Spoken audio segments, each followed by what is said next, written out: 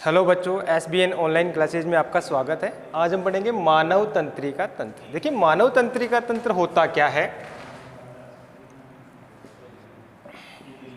मानव में अंग व वातावरण, अंग व वातावरण या अंग अंग के मध्य, मानव तंत्रिका तंत्र जो है अंग व वातावरण के मध्य सामंजस्य बिठाता है और अंग अंग के मध्य भी सामंजस्य बिठाता है और अंगों के या ऊतकों के या तंत्रों के कार्यों का नियंत्रण करता है। दोबारा देखेंगे, मानव तंत्रिका तंत्र है अंग व वातावरण के मध्य सामंजस्य स्थापित करता है और अंग अंग के मध्य भी सामंजस्य स्थापित करता है और अंगों व ऊतकों के कार्यों का नियंत्रण भी करता है। अब हम इस तंत्रिका तंत्र को दो भागों में बांटते हैं।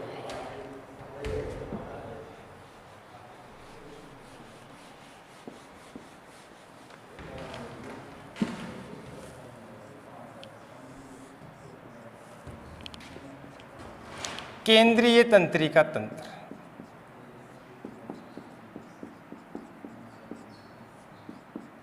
और दूसरा हो गया परिधीय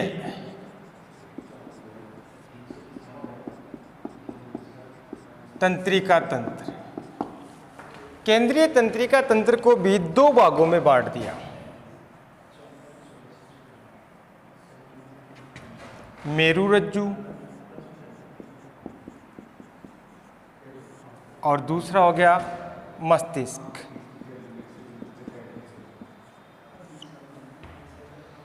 मस्तिष्क को भी तीन भागों में बांट दिया। अग्र मस्तिष्क, मध्य मस्तिष्क और पश्च मस्तिष्क। इसी प्रकार से परिधीय तंत्रिका तंत्र को भी दो भागों में बांट दिया। कायिक तंत्रिका तंत्र और स्वायत्त तंत्रिका तंत्र।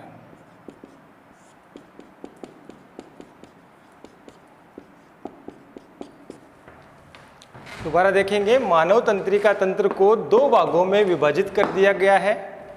केंद्रीय तंत्रिका तंत्र और दूसरा है परिधीय तंत्रिका तंत्र। केंद्रीय तंत्रिका तंत्र को दो भागों में डिवाइड कर दिया, मेरुरज्जु और मस्तिष्क। मस्तिष्क को तीन भागों में डिवाइड कर दिया, अग्र मस्तिष्क, मध्य मस्तिष्क और पश्च मस्तिष्क। इसी प्रकार से परिधीय तंत्रिका तंत्र को दो भागों में डिवाइड कर दिया, कायिक तंत्रिका तंत्र और स्वायत्त तंत्रिका तंत्र। हम सबसे पहले अध्ययन करेंगे केंद्रीय तंत्रिका तंत्र का।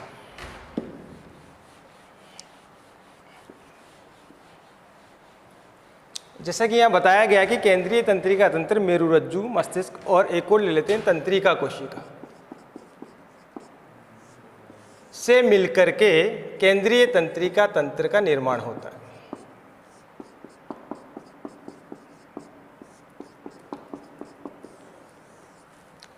अब इसके दो भाग है, जैसे कि मेरुरज्जु और मस्तिष्क। इन दोनों के बारे में हम अध्ययन करेंगे। तो सबसे पहले यहां ले लेते हैं मस्तिष्क, मानव मस्तिष्क। यहां इसका डायग्राम बनाएंगे पहले।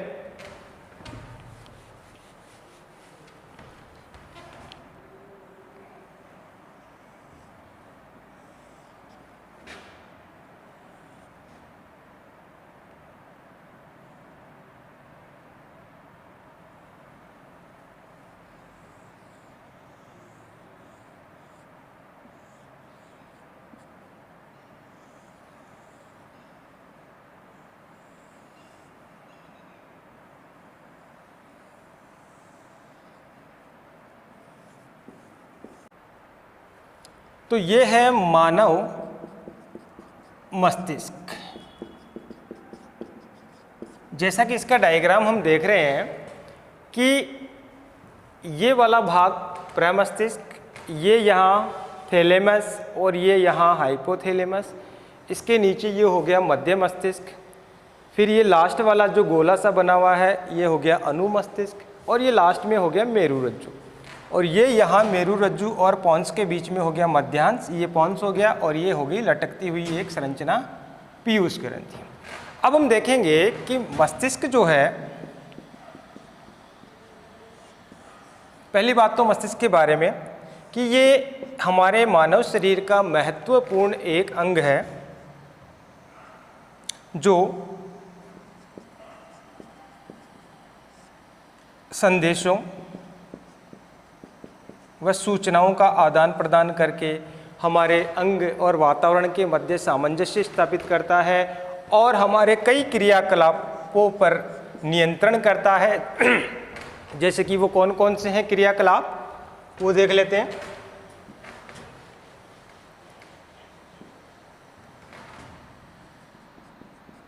मानव व्यवहार, रुधिर संचरण,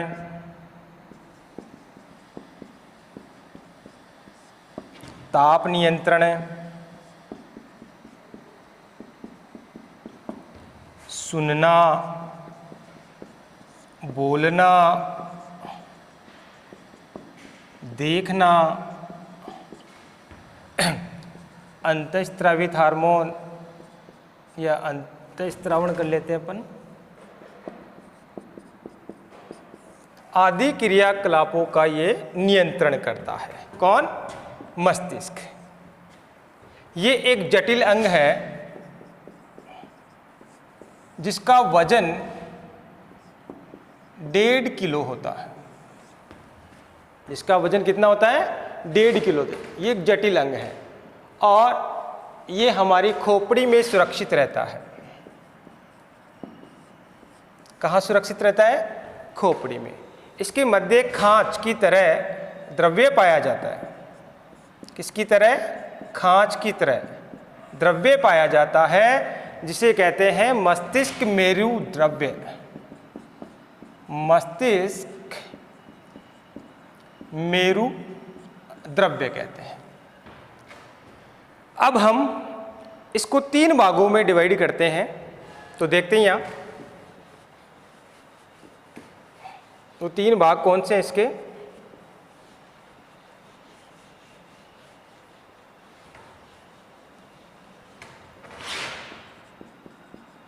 अग्र मस्तिष्क, दूसरा हो गया मध्य मस्तिष्क, तीसरा हो गया पश्च मस्तिष्क। अग्र मस्तिष्क ये प्रमस्तिष्क, थैलेमस और हाइपोथैलेमस मिलकर अग्र मस्तिष्क का निर्माण करते हैं। जिसमें प्रमस्तिष्क है वो मस्तिष्क का 80 से 85% भाग बनाता है। पूरे मानव मस्तिष्क के 80 से 85% भाग जो है वो प्रमस्तिष्क का है। ध्यान रहे इस बात का। प्रमस्तिष्क जो है क्या कार्य करता है? सोचने विचारने का, सोचने विचारने का कार्य होता है इसमें। ज्ञान, चेतना,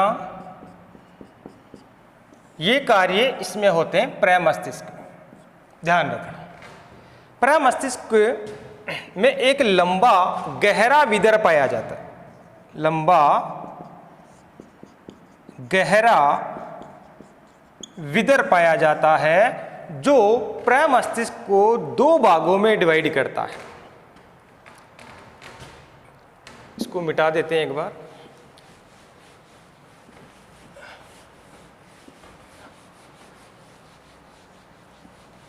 दो भागों में, दायां और बायां गोलार्ध।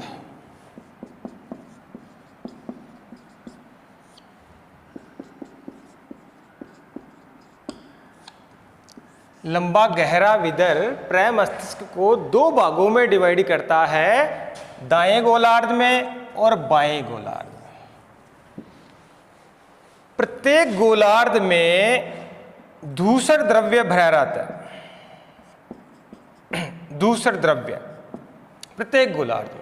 और जो ये दोनों गोलार्ध आपस में जुड़े होते हैं वो एक पट्टी होती है, उसका नाम है कार्पस कैलोसम।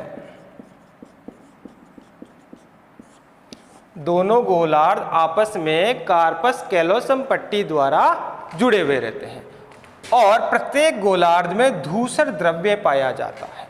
ये धूसर द्रव्य, इसमें अनेक तंत्रिकाएं पाई जाती हैं, अनेक तंत्रिकाएं पाई जाती है। इन तंत्रिकाओं की वजह से इसका रंग धूसर दिखाई देता है। इन तंत्रिकाओं के कारण असंख्य या अनेक तंत्रिकाएं पाई जाती हैं और ये प्रमस्तिष्क थैलेमस के द्वारा घिरा हुआ रहता है, थैलेमस के द्वारा घिरा हुआ रहता है। थैलेमस का जो कार्य है संवेदी व प्रेरक, यानी कि सूचनाओं को भेजते हैं और लाने का काम करते हैं। इसके बाद हम देखेंगे हाइपोथैलेमस।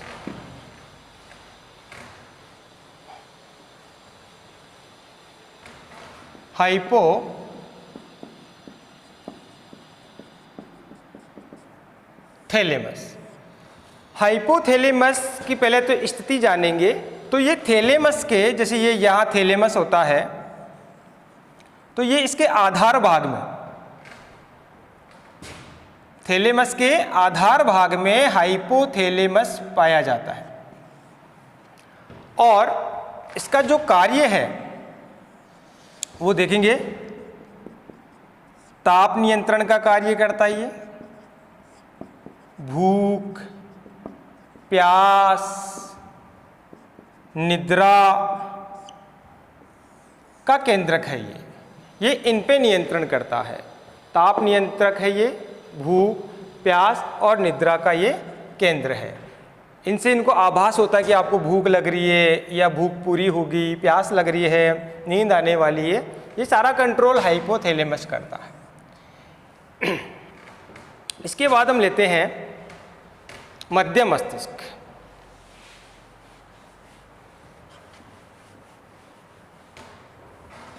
मध्य मस्तिष्क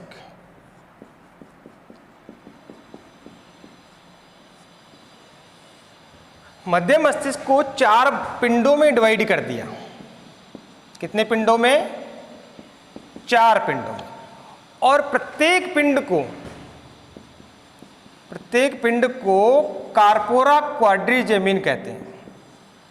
कार्पोरा क्वाड्रिजेमिन। मध्य मस्तिष्क को 4 पिंडों में डिवाइड कर दिया गया है और प्रत्येक पिंड को कार्पोरा क्वाड्रिजेमिन कहा जाता है। ये पिंडे 2 ऊपर होते हैं और 2 नीचे, इस स्थिति में होते हैं ये 4 पिंड। तो ऊपर वाले 2, यानी कि ऊपरी 2 पिंड देखने का कार्य करते हैं। ऊपरी 2 पिंड देखने का कार्य करते हैं और नीचे के 2 पिंड, नीचे वाले पिंड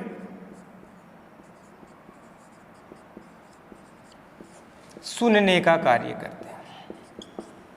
ध्यान देना, मध्य मस्तिष्क 4 पिंडों में डिवाइड होता है और प्रत्येक पिंड को कार्पोरा क्वाड्रिजेमिन कहा जाता है।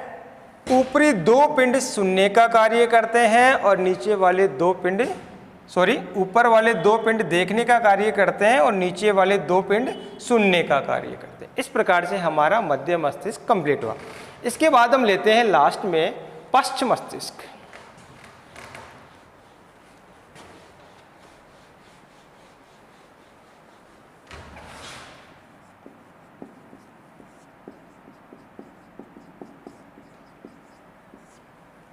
पश्च मस्तिष्क, इसको भी 3 भागों में डिवाइड कर दिया।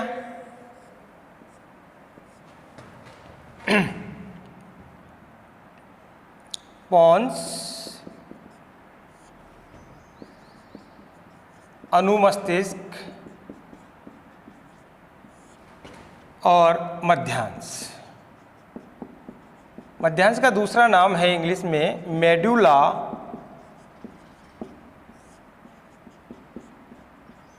ओब्लोगेंटा।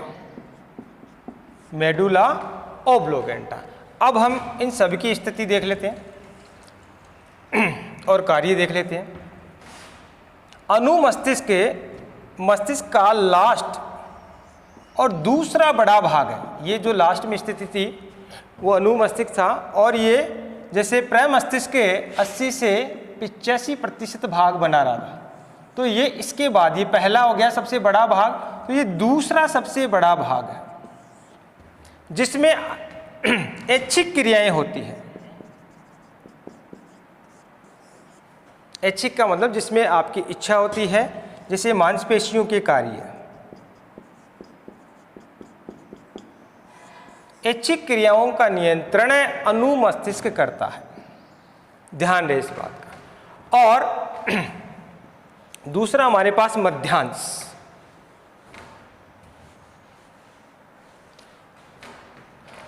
मध्यांश में अनैच्छिक क्रियाएं होती हैं या ये अनैच्छिक क्रियाओं पर नियंत्रण करते हैं।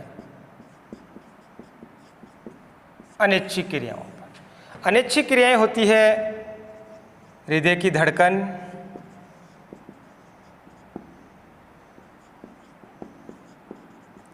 रक्तदाब, हार्मोनों का स्त्रावण,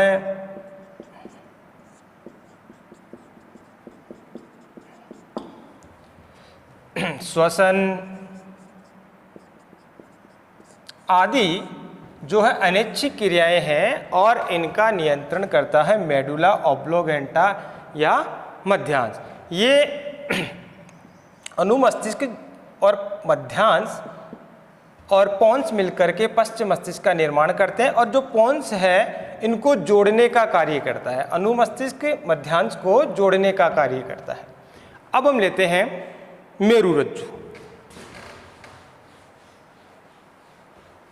केंद्रीय तंत्रिका तंत्र का दूसरा भाग है मेरुरज्जु। अभी भी आपको चित्र बना करके बताया था कि ये लास्ट वाला भाग है मेरुरज्जु।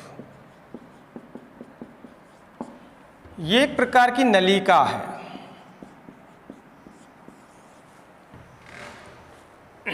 इसकी लंबाई 5 सेंटीमीटर होती है। कितनी होती है इसकी लंबाई? 5 सेंटीमीटर होती है, जो एक केंद्रीय नाल है। जो एक केंद्रीय नाल है। कौन? मेरुरज्जु। मेरुरज्जु एक केंद्रीय नाल है जिसकी लंबाई 5 सेंटीमीटर होती है, और ये कशेरुकाओं में सुरक्षित रहती है। कशेरुकाओं में सुरक्षित रहती है।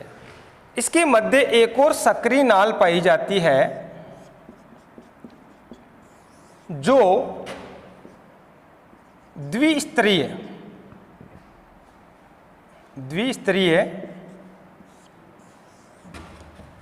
भाग से घिरा रहता है। केंद्रीय नाल के मध्य एक सक्रिय नाल होती है जो द्विस्तरीय भाग से घिरा हुआ होता है। भीतरी भाग हो गया इसका धूसर द्रव्य, और बाहरी भाग हो गया इसका श्वेत द्रव्य। इसका जो कार्य है मेरुरज्जु का,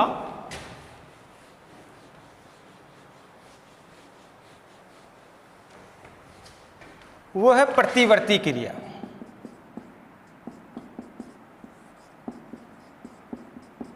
प्रतिवर्ती क्रियाओं का संचालन मेरुरज्जु करता है। अभी प्रतिवर्ती क्रियाएं क्या होती है वो देख लेते हैं एक बार। प्रतिवर्ती का मतलब है कि क्रिया के विपरीत क्रिया करना या उद्दीपन के प्रति क्रिया करना। जैसे आपके पैर में कोई कांटा चुभता है, ये कांटा है, ये चुभ रहा है, तो आप पैर को नीचे की ओर दबाएंगे या यहाँ से हटाएंगे? हटाएंगे, जायज़ सी बात है। तो हटाएंगे तो आप इस उद्दीपन के प्रति क्रिया कर रहे हैं, यानी कि उल्टी क्रिया कर रहे हैं। यही क्रिया क्या कहलाती है? प्रतिवर्ती क्रिया। और इसका संचालन कहाँ होता है? मेरुरज्जु। ध्यान रहे इस बात का, मेरुरज्जु यही काम करता है प्रतिवर्ती क्रिया में। अब हम इसका दूसरा पार्ट पढ़ेंगे, परिधीय तंत्रिका तंत्र।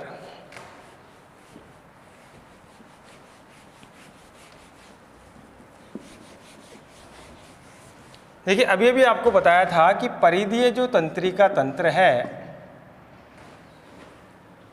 उसको दो भागों में डिवाइड कर दिया।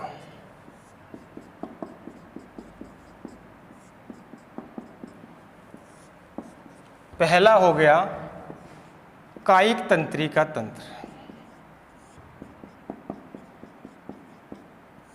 दूसरा हो गया स्वायत्त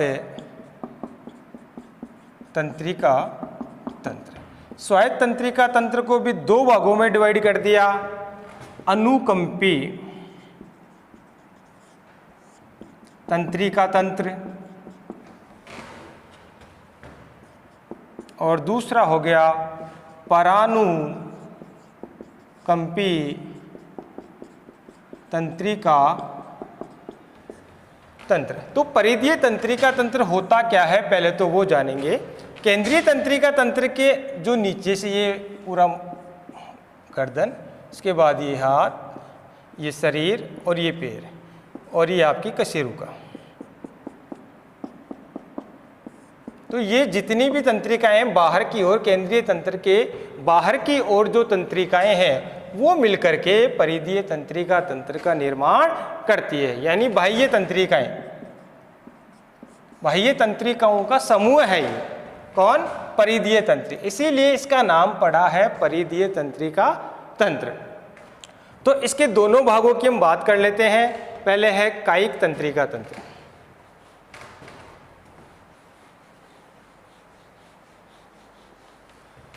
कायिक तंत्रिका तंत्र,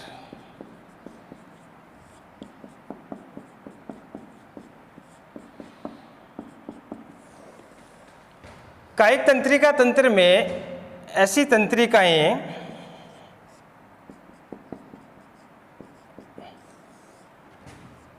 जो ऐच्छिक कार्यों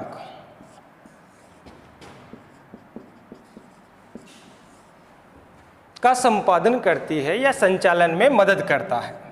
ऐच्छिक कार्य आपको अभी भी बताया था, पेशीय अंग है जैसे हाथ, पैर, इनकी गति का संचालन करता है कायिक तंत्रिका तंत्र।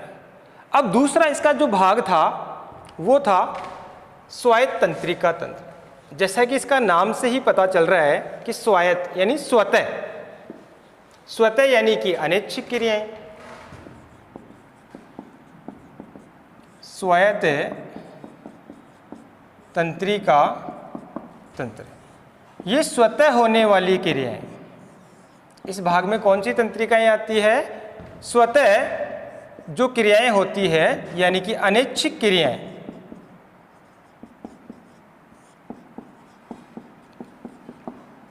जैसे कि हृदय की धड़कन या हृदय की गति मान लेते हैं, श्वसन गति मान लेते हैं, इनका कंट्रोल स्वायत्त तंत्रिका तंत्र द्वारा होता है। अब इसके भी दो भाग हो गए, अनुकंपी और परानुकंपी। अनुकंपी, पहले अनुकंपी पढ़ लेते हैं। अनुकंपी में क्या होता है कि ये आपातकालीन स्थिति में शरीर को ऊर्जा प्रदान करते हैं।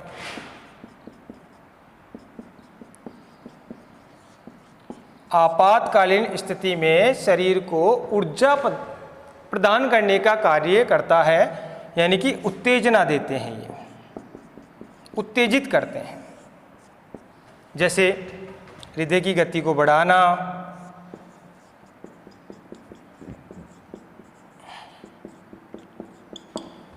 श्वसन गति को बढ़ाना,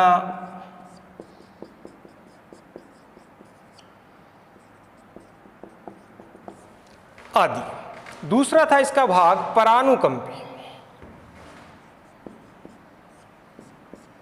ये क्या करता है? शरीर को ऊर्जा देने का कार्य करता है, लेकिन विराम अवस्था में ऊर्जा को संचय करता है। इसका मेन कार्य है ऊर्जा का संचय, ऊर्जा का संचय होता है। ये विराम अवस्था में क्रियाशील होकर, ये विराम अवस्था में क्रियाशील होकर के ऊर्जा का संचय करता है और आंख की पुतली को सिकोड़ता है। लार व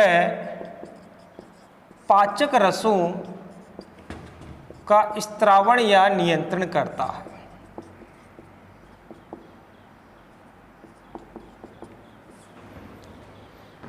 एक बार हम दोबारा इसके बारे में देख लेते हैं। मानव तंत्रिका तंत्र को दो भागों में डिवाइड कर दिया, केंद्रीय तंत्रिका तंत्र और परिधीय तंत्रिका तंत्र। केंद्रीय तंत्रिका तंत्र दो भागों से मिलकर बना है, मेरुरज्जु और मस्तिष्क। मस्तिष्क को दो भागों में, तीन भागों में डिवाइड कर दिया, अग्र मस्तिष्क, मध्य मस्तिष्क और पश्चिम मस्तिष्क। फिर इसके बाद है परिधीय तंत्रिका तंत्र। परिधीय तंत्रिका तंत्र है, ये भी इस दो प्रकार की तंत्रिकाएं होती है। इसमें संवेदी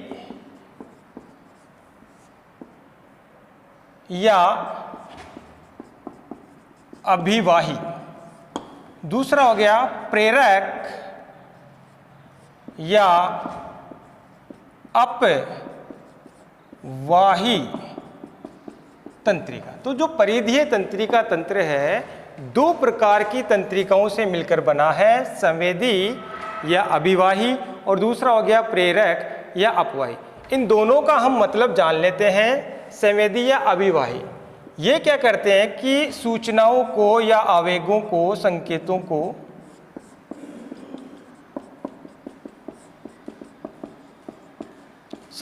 को अंगों या उत्तकों से लेकर के आती है। संवेगों को, आवेगों को, संकेतों को, सूचनाओं को उत्तक या अंगों से लेकर केंद्रीय तंत्रिका तंत्र तक लाती है। यानी कि केंद्रीय तंत्रिका तंत्र की ओर सूचनाओं को, संकेतों को लाती है। दूसरा हो गया इसका पार्ट प्रेरक या अपवाही तंत्रिका। प्रेरक या अपवाही तंत्रिका ये क्या करते हैं? केंद्रीय तंत्रिका तंत्र से, केंद्रीय तंत्रिका तंत्र से अंगों या उत्तकों तक सूचना, आवेग या संकेत पहुंचाने का कार्य करती है। इस प्रकार से परिधीय तंत्रिका तंत्र को दो भागों में डिवाइड किया।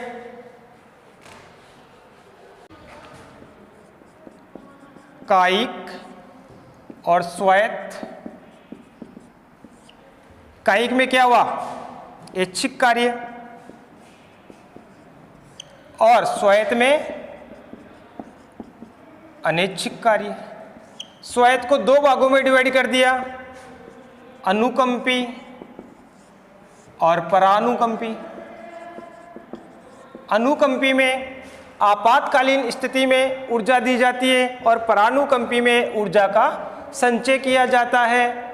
विराम अवस्था में ये ऊर्जा का संचय करता है और लार व पाचक रसों का नियंत्रण करता है। इस प्रकार से हम मानव तंत्रिका तंत्र पढ़ा पूरा। आज के लिए बस इतना ही। धन्यवाद।